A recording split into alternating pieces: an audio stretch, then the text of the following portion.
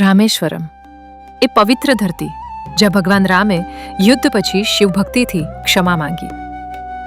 લંકા વિજય બાદ રાવણનો વધ થયો, પરંતુ રામના હૃદયમાં અહંકાર નહોતો, કારણ કે રાવણ એક વિદ્વાન બ્રાહ્મણ અને ભગવાન શિવનો ભક્ત હતો. બ્રહ્મહત્યાના દોષથી મુક્ત થવા શ્રીરામ શિવની શરણ ગયા. સમુદ્ર કિનારે શિવલિંગ ન મળતા હનુમાનજીને હિમાલય મોકલાયા.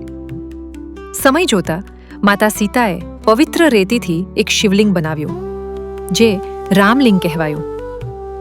હનુમાનજી પરત આવ્યા ત્યારે રામે કહ્યું, ભક્તિમાં આકાર નહીં, ભાવ મહત્વનો.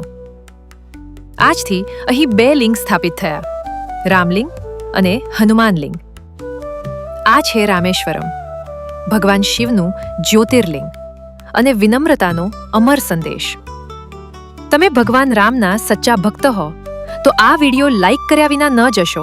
આવી વધુ દિવ્ય કથાઓ માટે હમણાં જ સબસ્ક્રાઇબ કરો અને કમેન્ટમાં લખો, જય શ્રી રામ.